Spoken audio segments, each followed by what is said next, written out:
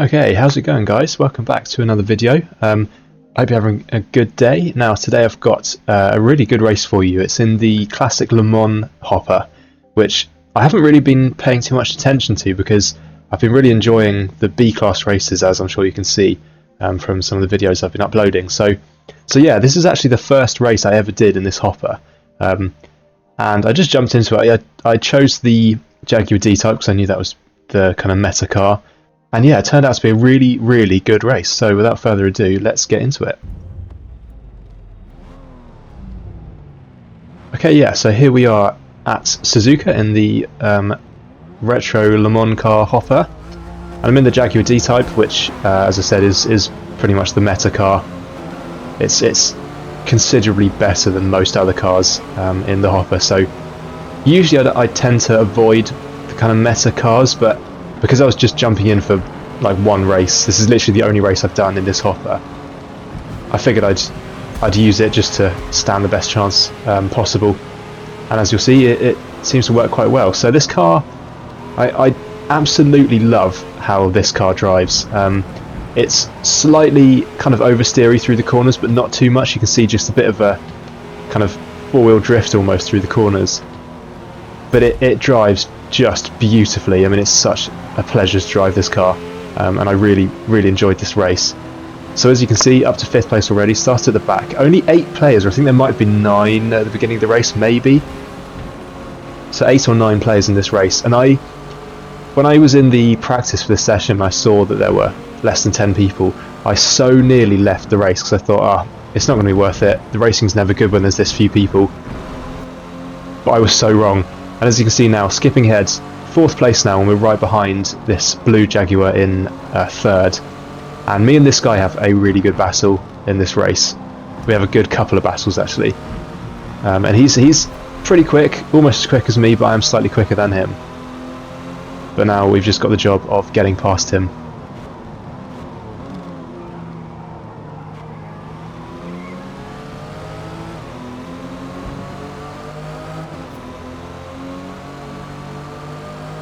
So as you can see there, he gets a little bit sideways in this corner. This is a difficult corner here at Suzuka. The long right-hander, because especially in these cars, they do like to oversteer. And long corners are especially hard for that because the tail does just kick out and you can quite easily lose the rear end.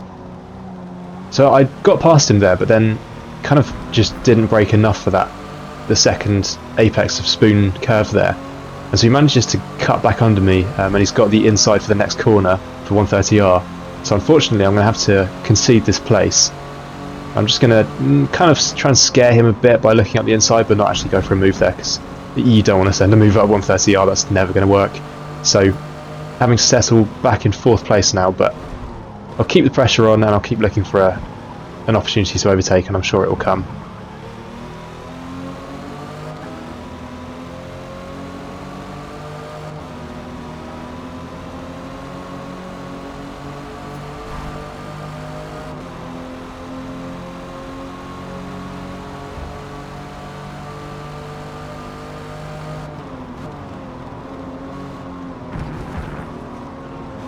So he makes a bit of a mess of the first corner there, and I catch right up to him. I'm right on his bumper now. Although these next few corners, the S's, are not the best for looking for an overtake. As long as the person in front takes them fairly cleanly, you can't really get past. So I'm just going to try and stick right on his bumper here. And obviously in this game there's the kind of reverse aero wash or dirty air effect. So if you're right behind someone, it'll really affect their downforce and they'll have a real problem getting through corners. So really that's all I'm trying to do here, is just stick behind him, have that effects working on him as best as possible, and then just put the pressure on. And eventually, hopefully, he'll either make a mistake or the opportunity for a move will open up. You see there, I get a better run out of that corner, but I'm going to back out of that move. Again, that corner is not one that you can really send the move into. And then it looks as if I might have him on that corner, but unfortunately he gets the inside for the next corner there, and he gets a better run out of that corner as well, so not going to happen just there.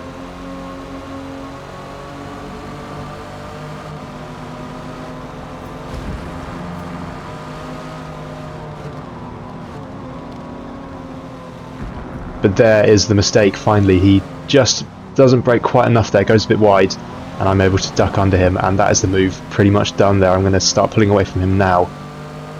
And we're going to skip ahead here quite a way, so I'm coming out of the pits. Now, you'll see I'm down in 5th place because I pitted a lap later than pretty much everyone else. So I've come out behind other people who I was in front of earlier in the race, but I'm on fresher tyres than them, so I'm now looking to attack these guys and make up some positions as quickly as possible because I have fresher rubber, and plus I know I'm quicker than them most likely. So this D-type in front of us, I'm going to be looking for a move on him as soon as possible, and then we've got our friend in the blue Jaguar up ahead again to overtake for 3rd place.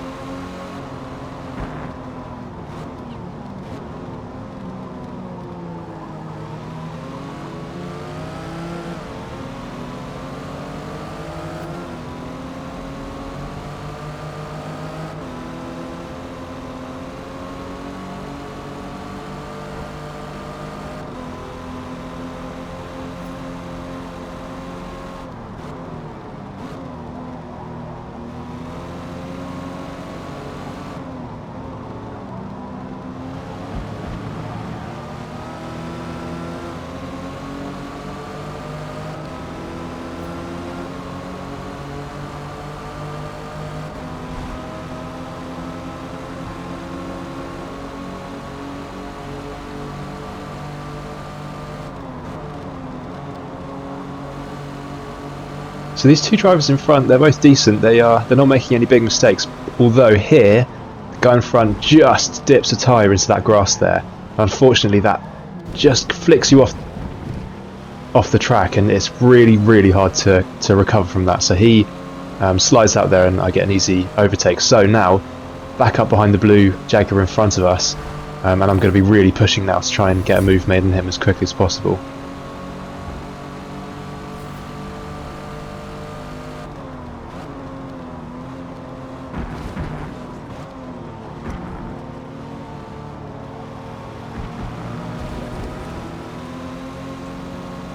And then just there, I don't know what happened then, whether he pressed pause by accident or he lagged or whatever, he goes into ghost mode and slows down quite a bit, so I'm going to be able to catch up with him for free there really. So yeah, that gets me right up on his bumper, but again, going through the S's, it's really hard to make an overtake, so we're going to have to wait a little bit, although we get a good run out of the second to last S there, and it looks as if we might be able to get a move on the outside, but he just comes across there and shoves me wide.